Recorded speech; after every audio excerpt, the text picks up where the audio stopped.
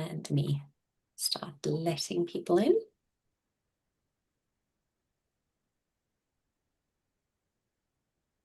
Welcome, everyone.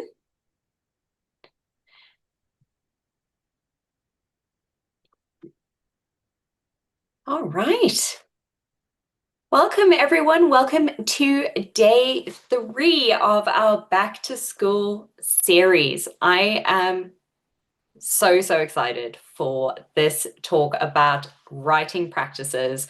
For those of us that were at the writers retreat just before the symposium, I think this is going to resonate so much with some of the stuff that we were talking about. And for those that weren't at the writers retreat, this is going to be just a mind-blowing session, not to hype Andrea up too much, but it really is going to be quite mind-blowing. I'm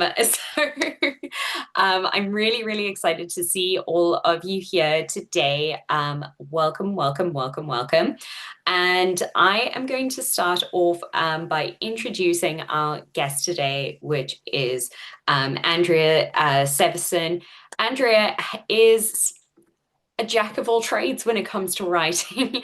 Not only does she have 10 years of creative writing experience and academic writing experience, but she has got 5 years of teaching writing experience. And so we are thrilled to have her here with us today.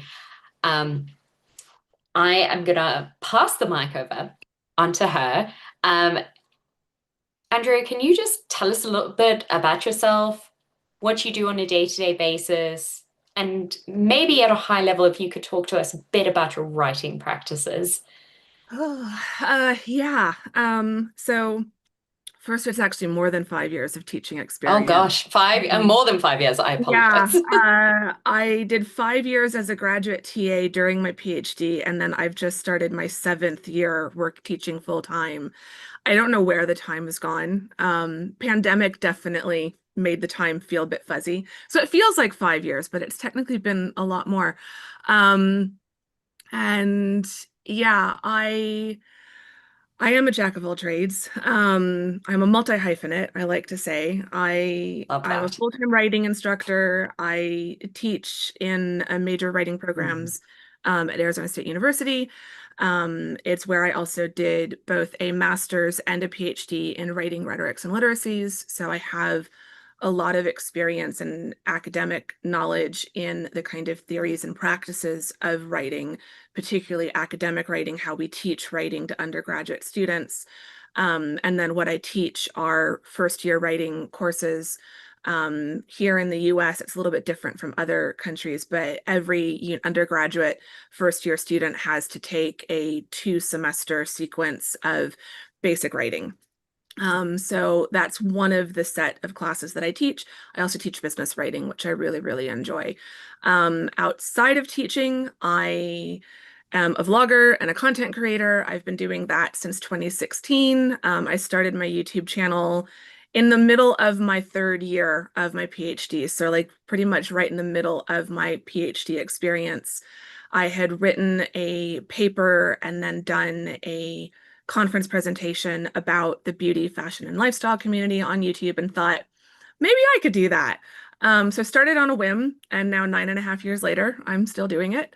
Um, and then in 2018, shortly after finishing grad school, I was a bit lost, didn't really know what I was doing. I was in a job that was 100% teaching, and didn't really have a research component, but I was missing writing. I had done creative writing in the past. I had 2 finished or nearly finished manuscripts. But in 2018, I started hearing more about self-publishing and being an indie author. And again, had that feeling of, well, maybe I can do that. And now, more than 5 years later, I have 9 published novels. I just published the 9th one a couple weeks ago. And I'm gradually going to be working on starting the next one. I've got about 40,000 words, a little less than that, in that manuscript so far. So I'm aiming to have that done by the end of this year, hopefully, to publish sometime next year.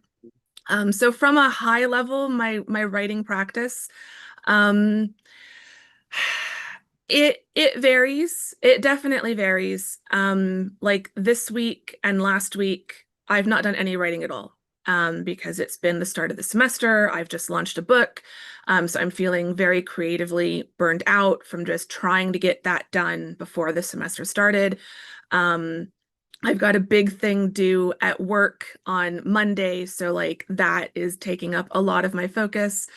Um, so no creative writing has been done. And I've had to kind of remind myself that it's just these few weeks. And starting next week, as soon as I turn in this thing, like next Wednesday, I can probably start diving back into that.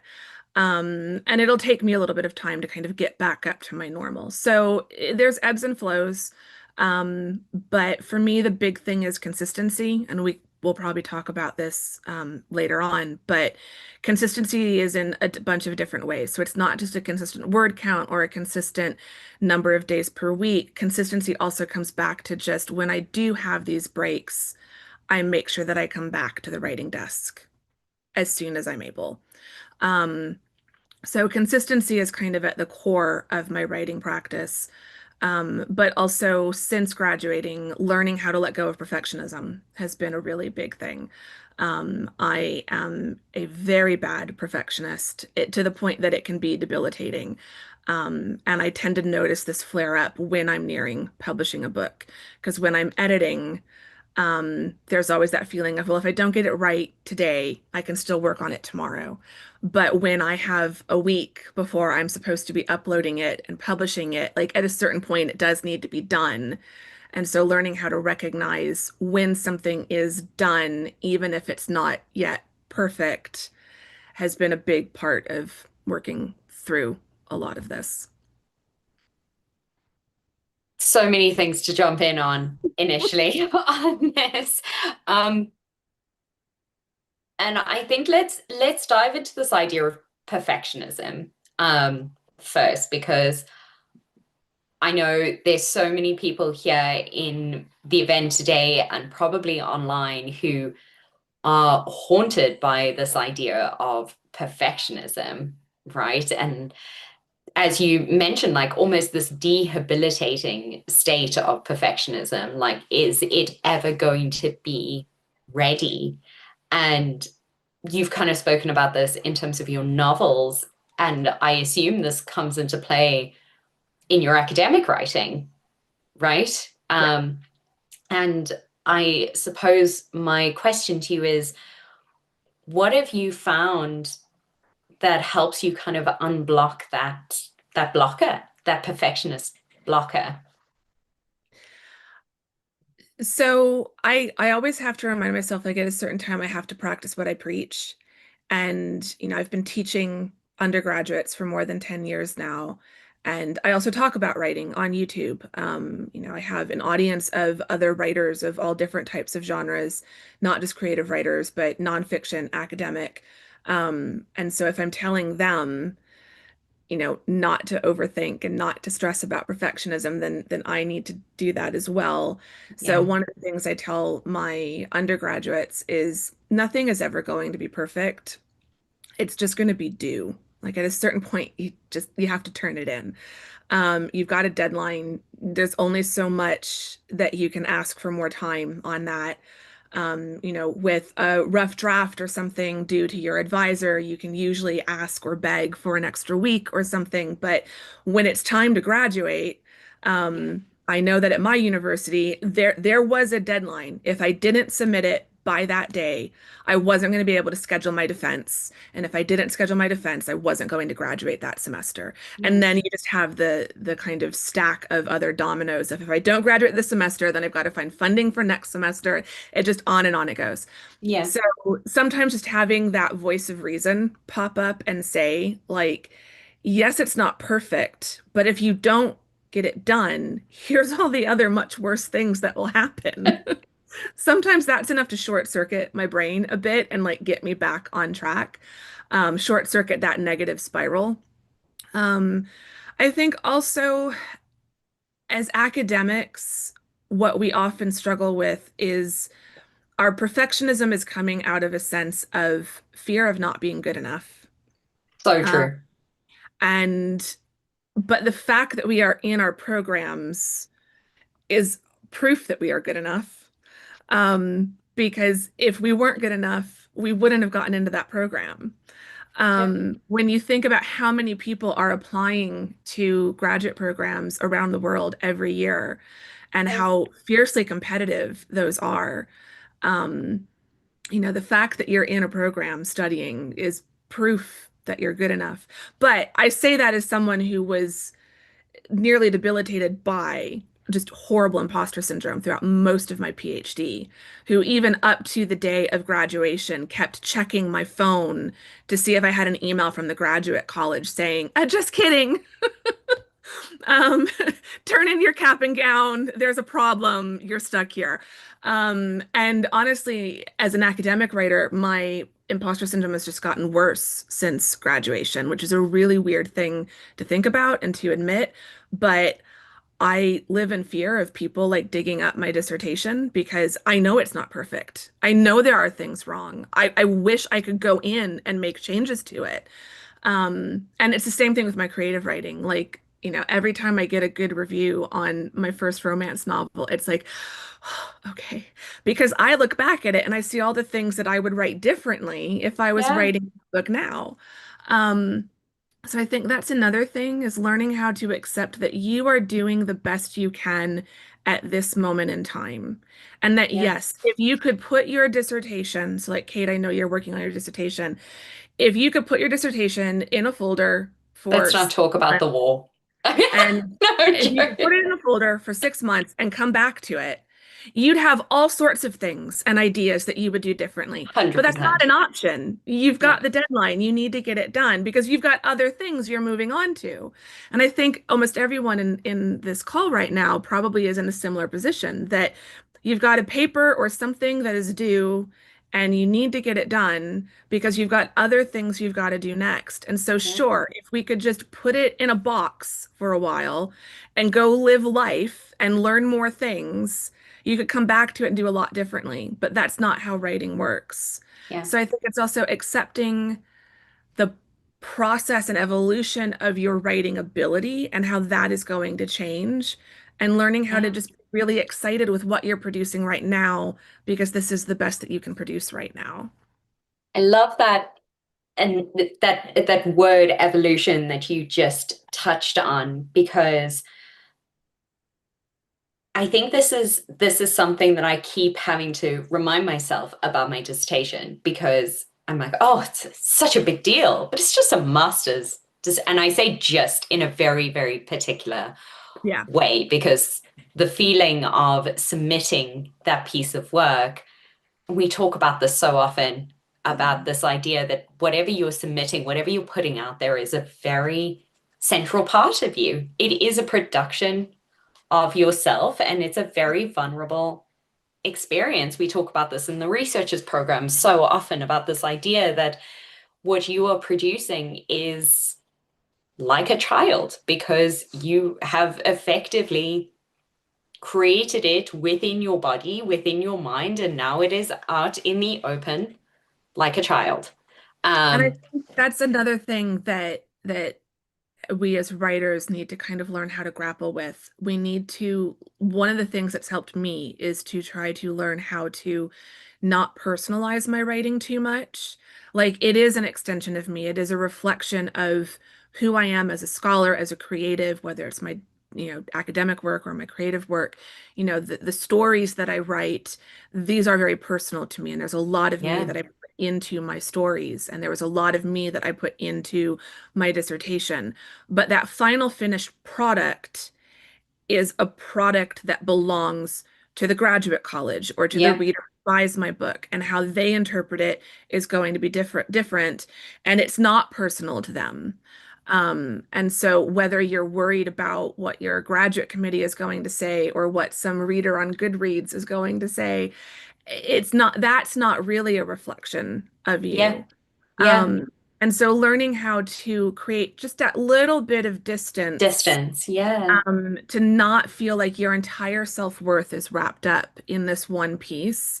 Because the master's dissertation or the master's thesis is a reflection of the work that you have done over the time period of your master's. Yeah, And you're going to go on, and a lot of people will go on and do a PhD, and they'll do their PhD thesis or dissertation. We call them dissertations at the PhD level in the US. It's the complete, it's a undergraduate honors thesis, a master's thesis, and a PhD dissertation. I feel like overseas it's the complete opposite. so Um, it's very confusing. I actually looked this up. Apparently, there is a difference between like a thesis and a dissertation, yeah, like so actually it's, in the form of what it is. So yeah, I don't know why it's a master's dissertation and my master's. Anyway, it doesn't matter. It's a very piece of interesting. work that is being produced. So you'll go on and you'll do the Yeah, PhD level work, and that will also be a reflection of the time you do there, but it's not a reflection. I think what I've had to learn and what others kind of have to come to accept is that these feel like there's such a culmination of so much that it feels like it is a reflection of everything about us. yeah, But it really is just that product of the past year or so or however long of that work. And then you go on and you do the next thing. yeah, And then you go on and do the next thing. You know, you might finish your PhD and then turn that writing project into your first monograph, or you yeah, might split it up into different chapters that get published somewhere else. Um, exactly. Yeah, so if you're constantly personalizing it to the point that your entire self-worth is wrapped up in it, that's a rabbit hole you're never going to reach the bottom of, 100%. because there's Yeah, always going to be something next that you can use as that measuring stick for your self-worth. yeah, So learning how to accept that we are good enough with whatever we're producing, that as long as we're putting everything we have into it, and that's going to vary. Your best on one day is going to be very different from your best on another day. And your yeah. best during your master's is going to be very different than your best effort during your dissertation or during your PhD. So it is an evolution. Yeah, absolutely. And a journey. I you use the word journey in one of your answers now, and I love that idea that actually what you're doing in producing these various pieces of writing throughout your career is reflective of a journey. I mean, you wouldn't look back on your first grade drawings, for instance, and have critiques about that. But, we have these critiques about our writing from, when we started to when we are now. And we can't seem to distance ourselves from that in that sense of like perfectionism and imposter syndrome and tying all that up that comes with producing this piece of writing that is insanely personal to us. But as you say, is not necessarily personal for the reader that's reading Yeah. that piece of writing. Um, but I want to hone in on something you said about, um, putting your best in might look different day to day. Mhm. Um, and you've talked about online and in your videos, you've talked about the importance of showing up for writing. And I love that expression, showing up for writing. Um, what does that mean for you, and how does that kind of work into a sustainable writing routine? So I think one of the biggest blocks that people face is the issue of perfectionism. And so they don't want to sit down to write because they're afraid it's not going to go how they want it to. They're not going to produce as many words as they want to produce. The words that they do produce aren't going to be good enough. We can get really frozen by this sense of, unless we can sit down and write 1,000 words or more and have them all be brilliant words, Yeah, then it's not worth the time to sit down to write it all. And one of the best pieces of advice I got when I was starting my PhD dissertation was from my advisor, my chair, who said that, sit down every day for 2 hours. It doesn't have to be 2 hours in a row, but just 2 hours is enough to make progress, but still leave you time for your teaching responsibilities and things like that, because I was a TA. And so the idea of just showing up consistently, um, it just really resonated and like lodged itself in my brain. And so even if I don't feel like writing, even if I'm tired, even if I'm feeling stressed or anxious. So like I do struggle with anxiety. I struggle with depression. I'm ADHD, late diagnosed, only at age 41. I have fibromyalgia, so I have a chronic illness that causes chronic pain and fatigue. It's not always easy for me to show up. And so first is kind of learning what is that block? What is that resistance I'm feeling? If I'm truly just genuinely exhausted because of my fibromyalgia, then that might be a sign to just not write that day. But then I check in the next day. So sometimes showing up is just as simple as checking in each day to Yeah. see, am I capable, like physically capable of writing today? And if not, I respect that and I give myself what my body needs. If the block is I don't feel like writing because I'm stressed about this or that, or I'm feeling like I'm at a point in the story where I'm struggling to get it to come out right, then I remind myself that first of all, on the first draft, it doesn't have to come out right. It just needs to come out. Something just needs to get on the page. Yeah. Um, but then I will kind of tell myself, look, 15 minutes. Just try 15 minutes. And usually when I get past that 15 minutes, like I'm ready to do something more.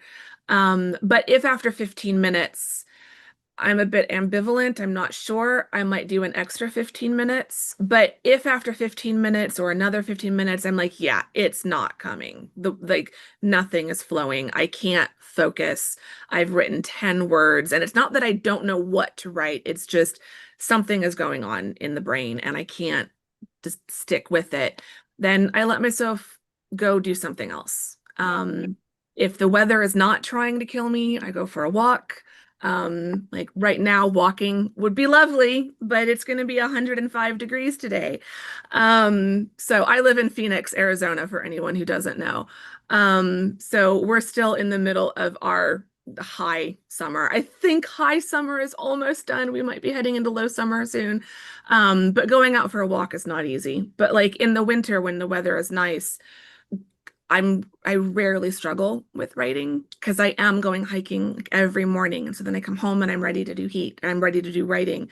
Um, so showing up is going to look different for everyone, trying Yeah. to make this long answer shorter. Showing up is going to look different for everyone, but I think the main thing is that you are committing, if you're attempting to write, if you're doing academic work, if you're doing creative writing work, if you're committed to that project, if that project means something to you, anything to you, then use the importance of that project. Remind yourself why you're doing that project.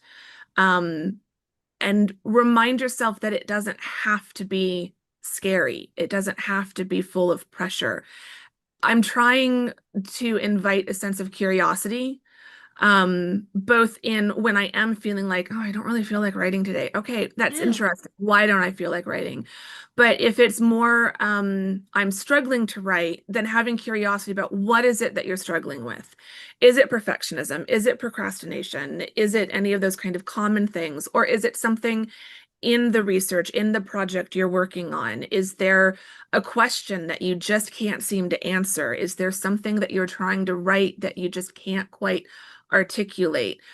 This is where journaling and free writing can be really helpful, but trying to answer for yourself, what is that thing that's holding me back from showing up, Yeah. um, is probably the best way to kind of get over those mindset issues.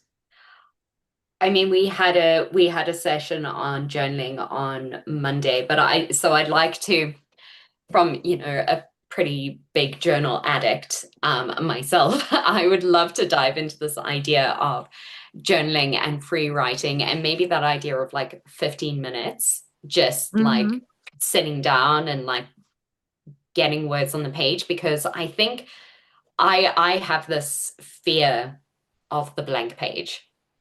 And even if I'm sitting down to like, start journaling, just kind of sitting there having a blank page in front of me is a really scary thing. And I know that if I just kind of get into it, the flow will come.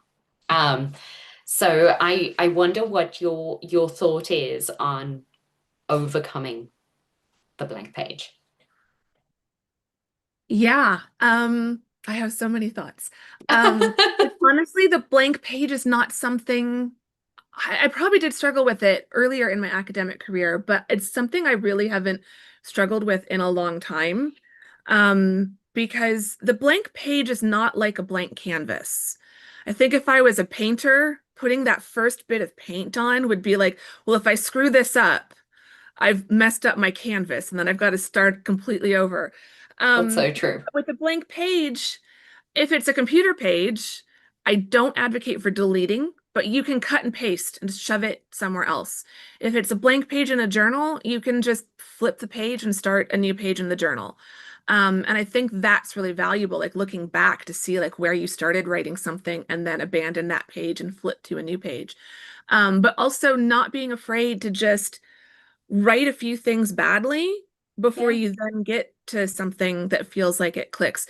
This is the issue with the fear of the blank page is it does come from a sense of perfectionism, that that first thing you write has to be good. And maybe there's people who are going to prove me wrong, but in my experience as a writer, as a teacher, I can fairly confidently say the first thing you write is always going to be bad. It's always going to be bad. So just accepting that and letting yourself write it badly a few times. I think setting yourself a challenge of, if there's a section you're writing in your research paper, or if it's the first chapter of a novel, there's introductions are also really, really hard. And I do advocate in academic writing. This was another piece of advice my advisor gave me is to write the introduction last because you can't introduce something you haven't written yet. yeah, And so if you're trying to make your introduction or chapter one of your novel perfect the first time, you're never going to do it. And you yes, can't get it the way that you want it until you've written everything else and you know what you're doing. So I think keeping in mind that editing and revision and multiple revisions is a massive part of the yeah, writing process. That is still writing. And I honestly feel like that is where the true writing happens is in happens. the revision process. Yeah, And so challenging yourself to take that first paragraph you're trying to write and write it three different ways. yeah, That the first way can be bad, and the second way can be bad. And that's then maybe the brilliant. Yeah. third way, Oh, you're and Lisa starting and I had the same to thought. start something. Um, so if you get to a sentence where you're like, I know what I'm trying to do here, but I just everything I'm thinking of sounds bad, try writing it 5 or 10 different ways. Test out all the worst ways you could write it. I do this with things like my book descriptions and my taglines for books because it feels like that tagline on the front cover is so important. But Yes. if I sit there and I don't let myself write something until the best idea pops in my head, I'll never write something. So in my document that I keep for each book to start putting together all the like metadata for my books, all the like marketing and sales stuff, I have a section labeled tagline ideas and then numbers 1 through 10. And so those first several are going to be horrible. But in writing those, and then like, well, this bit I like, and this bit I like, and this bit I like, and then I start putting together something that's good. And so I think with first drafts, this is so easy to say and so hard to do, but throw the fear of the blank page out the window, just start writing. With editing, when you do need to start making some like solid decisions on what you want it to look like and sound like, that's when you can start writing it a few different ways. Yeah, That paragraph that you wrote in the first draft that you're like, this is horrible, in a separate section, rewrite it. And then rewrite it again. And then rewrite it again if you need yeah, to. Um, yeah, Also, and this is slightly different than fear of the first page, but sharing your work. It's so hard, but it yes. is so, so, so important. You can't improve your writing unless you let other people start to read it. And it's where finding a group of people that you can trust, and I feel like the group that I'm speaking with, you know, all of us, I'm now part of the group. Really fun to say. Everyone here in accepted society, like no one in this group should be afraid of sharing their work with someone else in this group. It's not like publishing a book and then waiting to see what Goodreads is going to say. Like everyone here is going to be kind and accepting, no pun intended, and is going to have your best interest at heart and want to help you be a better writer. And when you have a community like that, that's a superpower that you have to lean into because Yeah, not everyone has that support in their program. yeah. Or they might not be in a program. They might not have an advisor or classmates who they can share with if they're an independent scholar or something. And so finding that sense of community is really, really important. I think that you've hit the nail on the head so much. I feel like my writing has improved so much from getting people's feedback on it and also being my own editor, Hmm. and like looking at my pages as though they're not my writing, as though I am just someone marking myself. Um, but I'd love to hear about your experience of peer review or asking people to review your writing, whether it's academic or just with your novels, because we ran an exercise with our writing retreat where we did a peer review exercise. And the feelings that people had, understandably, at the beginning were fear and nerves and at this idea of someone reading their writing. But at the end of it, I think people really saw that value in it. Hannah, actually, since you've come here and you were part of the writing retreat, would you mind coming off mute and just talking about your experience with that peer review session for a second? Sure. I've done a lot of peer review over the years. There was something very intimidating and very different about doing it in this group, mostly because I want you all to like me and I don't want you to think that my writing is absolute shit.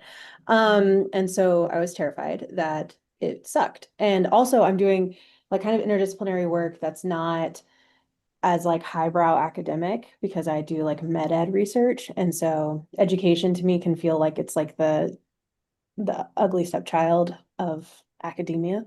Um, and so I was terrified. But I was paired with someone who was very eloquent, well-versed, and kind. And the process was phenomenal. I think I cried a lot and I took a ton of notes and it was transformative. And this was probably the best peer review that I've ever done in my life. That's amazing. That's absolutely incredible.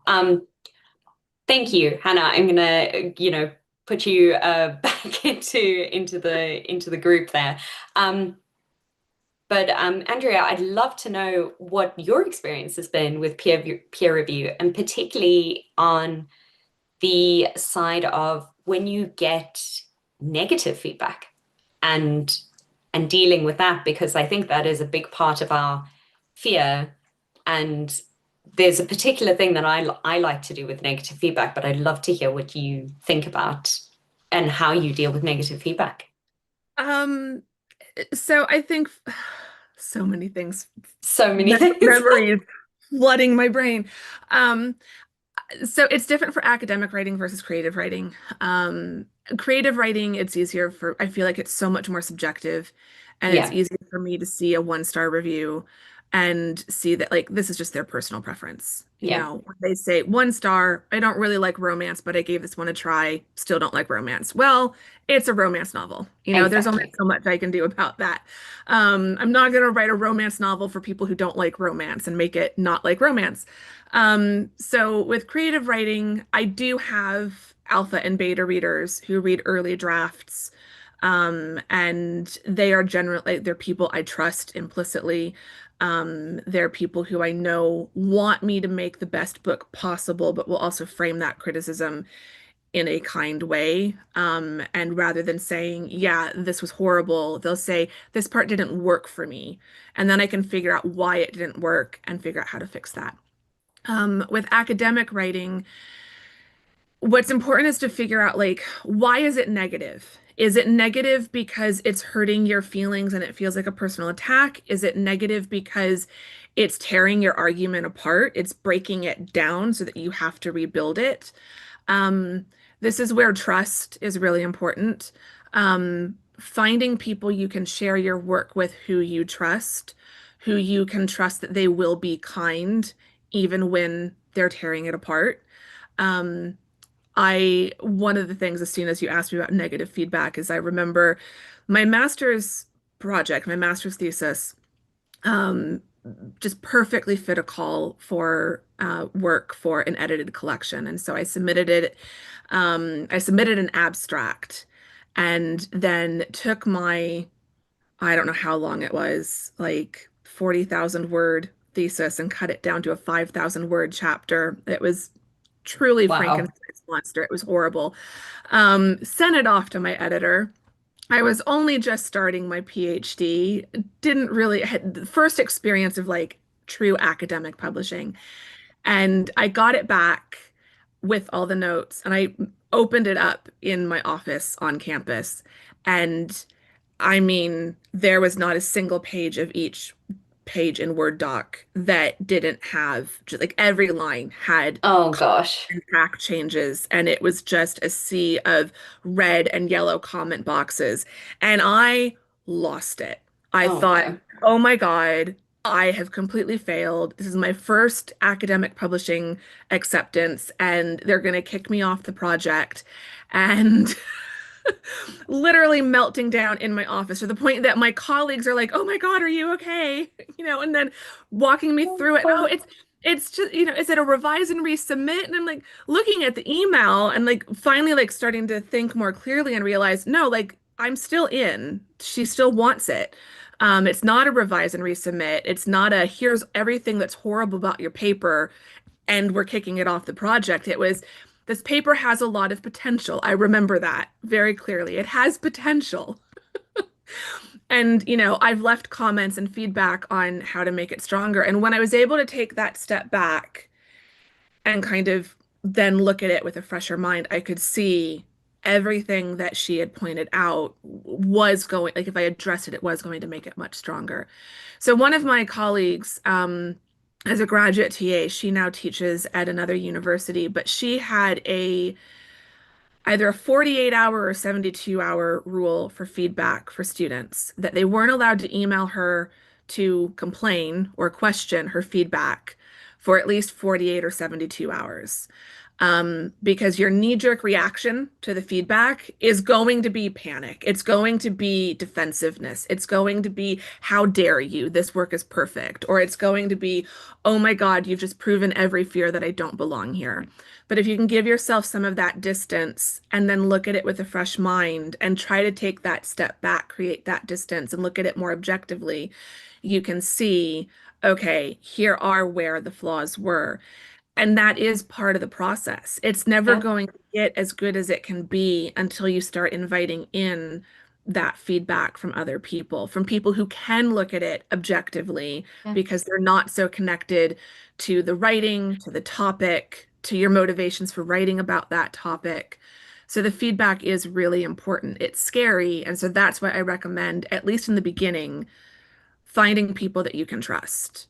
And like for people who are part of a formal academic program, having a community like Accepted where you can share it with people here in Accepted before you share it with your committee members. Yeah. I can then make the fear of sharing it with someone more official feel a little bit less scary. I wish you guys had been around when I was doing my PhD. I really, really do. I'm so jealous of everyone who's doing a PhD now with something like Accepted. So, yeah.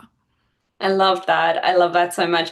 It's something that's always stuck with me when I started working in a corporate environment. One of the things that someone told me was if you receive an email that gets your blood pumping, walk away from it, go get a glass of water, like take as much time as you need, and then come back and read it properly. Like, don't even read the thing properly.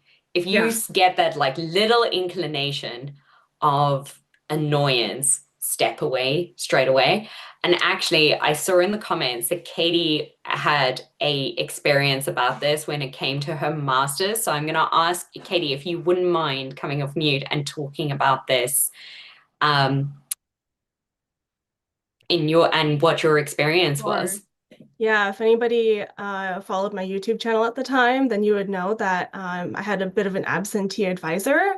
So when it came down to actually submitting my rough draft and getting feedback, she didn't provide my feedback until a week before the deadline. And there were hundreds of comments all over the thesis. But, and this was something that I talked to yes, Hannah, I know. But this was something that I talked to my therapist about. And like over time, we developed a mantra. It was called find out, freak out, and figure it out. And basically, I'm just echoing what everyone else here is saying is that like when you find out the feedback that you've gotten, especially if you're somebody who is neurodivergent, especially ADHD and experience rejection sensitivity dysphoria, you're going to be reading things that aren't actually there. So you need to go and freak out where it's appropriate to freak out. Freak out with a friend, freak out with a partner, freak out with a therapist, get over that initial emotional reaction and then come back to the comments so you can actually see what they were. Because I was on the phone with Kate and I told her, I swear I read a comment. My brain was inserting words that actually did not exist, saying, like, you need to delete this introduction and entirely rewrite it. When I came back to the comment, it said, this is a really strong start. I think you need to fix this paragraph. So yeah, especially if you're somebody who has that like sensitivity to feedback, um, allowing yourself to have the freak out where it's appropriate. So not at your professor, your advisor, not at your piece of writing, but in a safe environment and then come back to figure it out. So yeah, it was not a very fun experience, but I had accepted and I had Kate to listen to me. I literally cried about it and then was like, okay, we can do this. I remember that moment. I remember that moment super duper clearly. And I have no doubt that there has been so many people that have had this experience, who have not been able to have that freak out moment. Because I think that freak out moment is also really important, to have, because it is a personal experience. And I don't think it's unreasonable for us to reject that personal experience, to say that we're just not going to feel it. So thank you, Katie. Thank you so much for sharing. Really appreciate it. Um, I feel like there's so much in this discussion that is bringing forth these ideas of, or maybe resonating with so many people and their personal experiences when it comes to writing.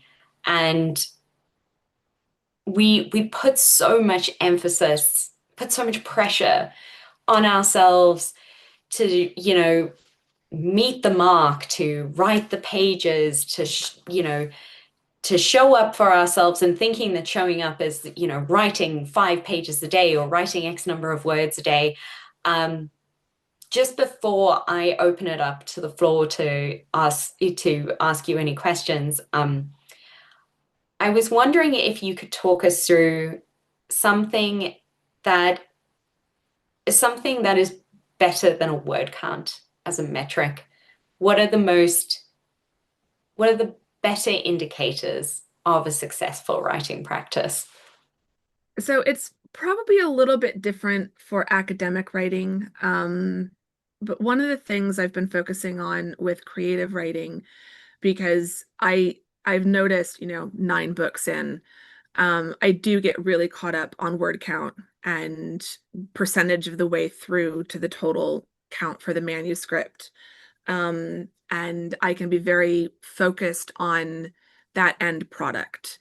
So going back to the word that you noticed earlier, journey, understanding that writing is a journey, it's a process, and leaning into the journey, enjoying the journey and not just focusing on the destination, I think is a really important metaphor for writing.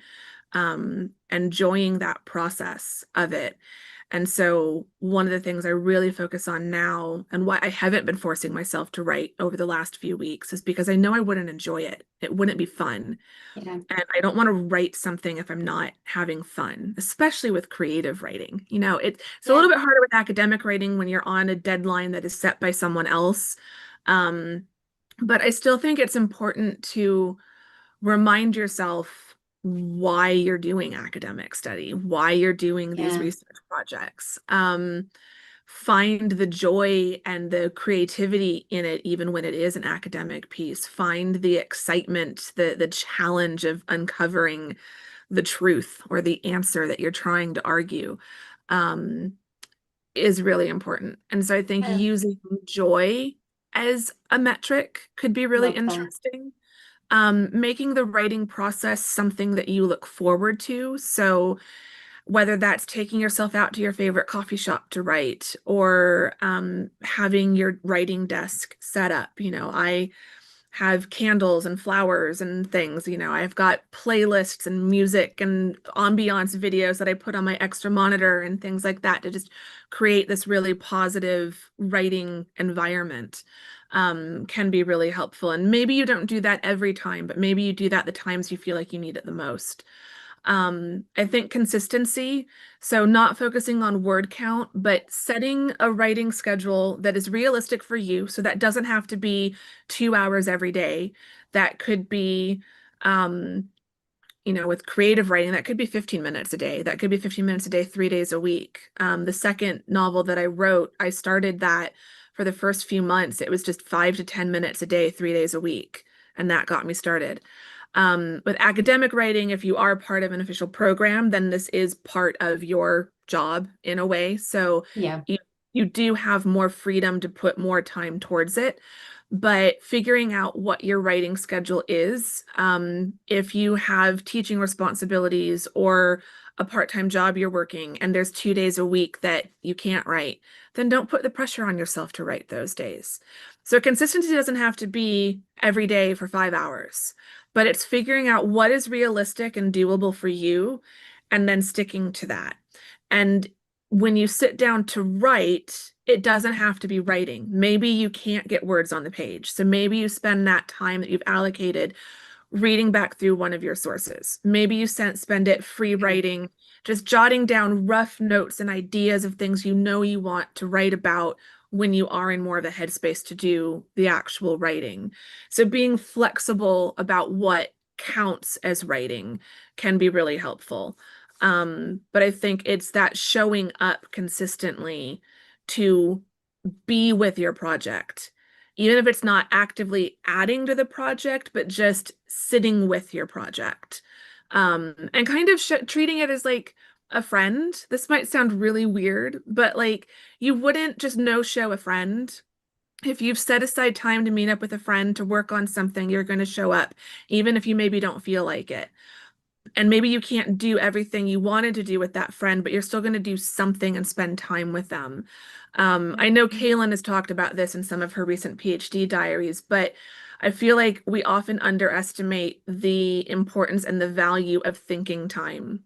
Yeah. And when you have a day where you write 500 words or 1,000 words, there's usually several hours of thinking time that you have Yeah. invested to get to that. And so with academic writing, it is also a bit unrealistic to expect that you'll be able to sit down and write 1,000 words a day, every day, Monday through Friday, week after week after week. You're going to have days where all you're able to do is read back through notes, read back through something you've already written, read ahead in your outline. I do strongly advocate for outlining, by the way. So maybe it's adding more to your outline. Adding to an outline always felt like so much less pressure than writing new words because I'm just adding Yes. notes and ideas and fragments of thoughts and things like that. I'll make them complete sentences later.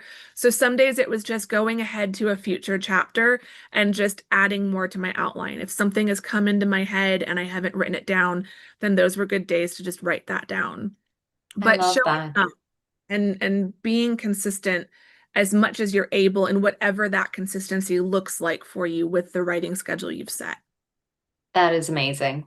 That is really, really great. That idea of like transforming that metric into a feeling of Yeah. of showing up for your writing. I really, really love that. Kind of related to that is a great question from Claudia, which is you've been sharing in your YouTube videos, obviously you're a fan, that you've been feeling a bit burnt out right now. What is your usual routine for getting back into it little by little, day by day? So like it's different for each project. There are some times where the process for self-publishing is you upload your book to your publishing platform and then you wait for your proof copy to arrive and then you kind of count down to actual launch day. So sometimes I'm uploading a book and then just waiting for 3 weeks before it actually launches. And there have been times where during that period, I'm diving straight into outlining and writing the next book. This time it's been a little bit different. I'm so tired. And had the start of the semester. And so now this time it's been like, I'm going to get through the first week of classes. I'm going to get through writing project one being turned in and starting to grade that. I'm going to get through this big file I have to turn in at work. And then sometime next week I can start getting back into it. With this particular project that's next, I've already started writing it. So it's already outlined. I've already got, I think I'm at like 30,000 something words in it. I'm through chapter 6, so I'll start with chapter 7. And I'll probably start out, I write in Scrivener, so Scrivener tells me how many words I need to write in a day. But when I'm easing back into something, I just don't even open up that box and I just write however much I feel like writing. And so the first few days that I'm writing, it might be 500 words, 600 words, 800 words, and then I'll get up to like what my normal daily writing will be. Um, I think getting over burnout is going to be different for everyone. I don't think I would be struggling as much if I had launched this book in autumn and if I could have been going hiking this whole time. The Yeah. fact that I've been stuck indoors, it's been so hot, I've been limited in how much movement I can do. There's a really great book, I think it's called Burnout, and then the subtitle is something like Unlocking the Stress Cycle or something like that. And they talk about movement as a way of completing that stress cycle. So all summer, I've not really been able to do You've that. not been able to feel, Yeah, so yeah, I can't really like fully release that stress. And it feels like there has been a lot of stress and tension I've been holding in my body and in my brain with the like pressures of publishing and pressure of the semester starting and all of that. So yeah. I'm kind of counting down the days until at least the mornings will start getting nice again. So whether it's hiking or yoga or dancing or engaging in other creativity, like right now, I've just been really leaning into reading and watching YouTube videos and watching movies. I just finished, I know a bunch of people here are probably also reading it. I just finished Catabasis 2 nights ago and like just escaping into someone else's creative world sometimes Yeah, helps recharge me a bit. So I burnout love is that. something I have experienced and I've learned to take it seriously. So Yeah. like right now I don't feel like writing. I know why I don't feel like writing. And in this case, I know that forcing myself to write would not work out for me in the long term.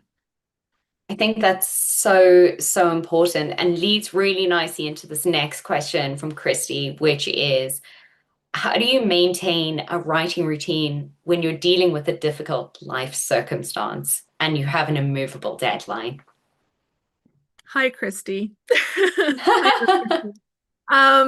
Yeah, that's hard. And I've definitely been in that situation when you have a deadline and you're dealing with serious illness or you've had a death in the family or a family member is dealing with a serious emergency. Um, I definitely have been in those situations.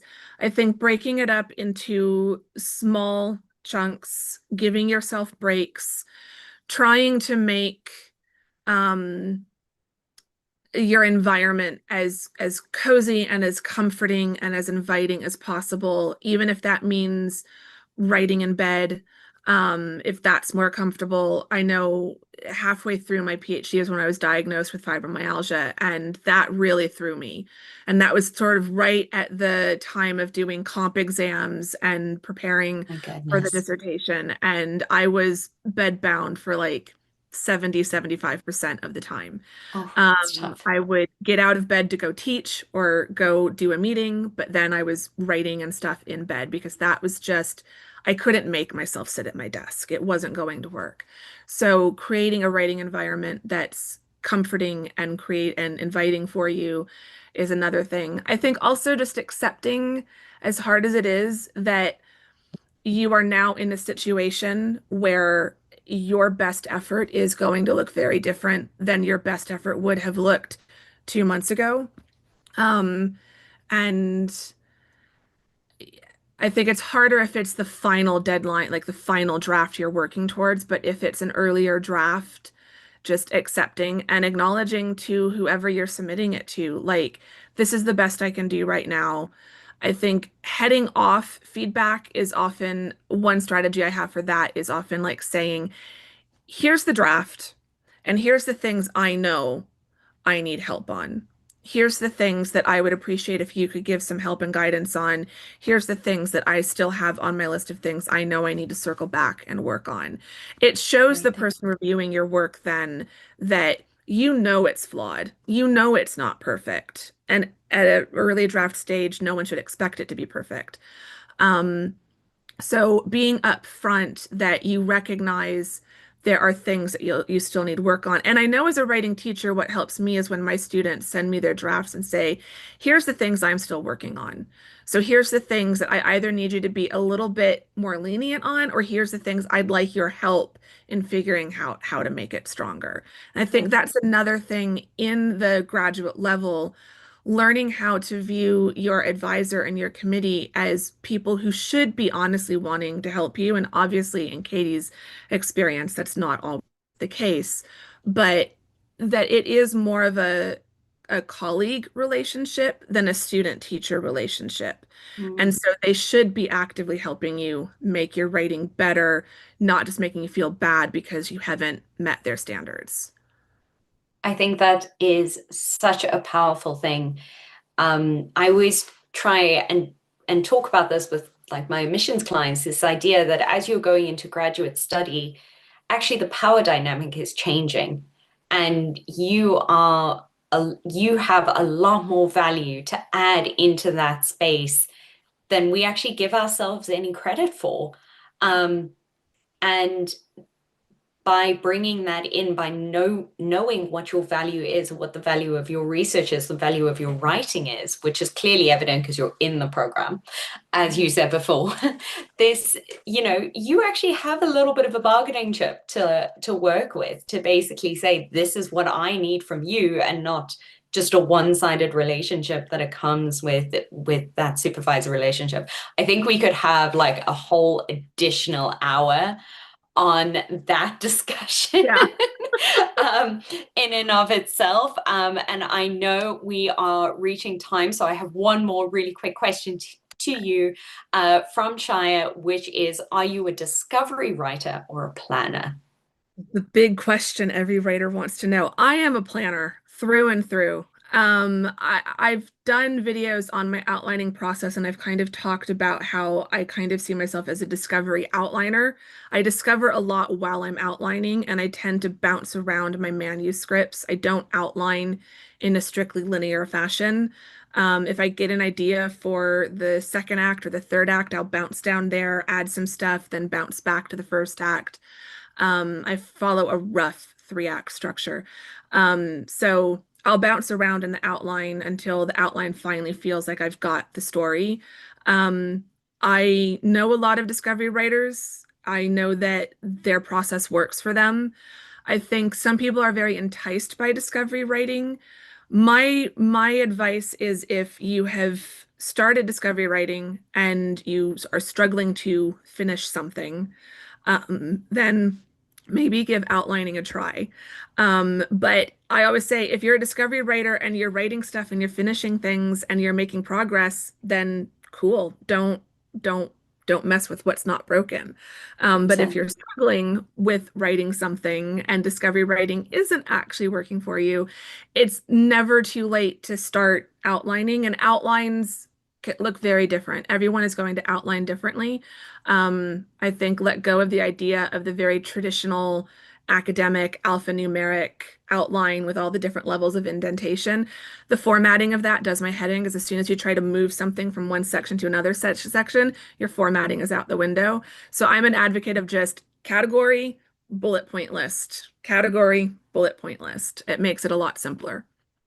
I love that. I think that is a great great way to kind of, as you say, you were talking about outlines and planning, like that way of writing is also a way of writing. And I think, just to wrap up, thank you so much for not only talking about your writing process and your writing ritual, but I think the biggest thing that I'm taking away from this is just how much other things are also writing, editing, thinking, planning, that process, and all of those things encompass that idea of showing up for your writing and showing up for yourself in this process of writing. So Andrea, thank you so, so much for your time here today. It's been such a fantastic discussion.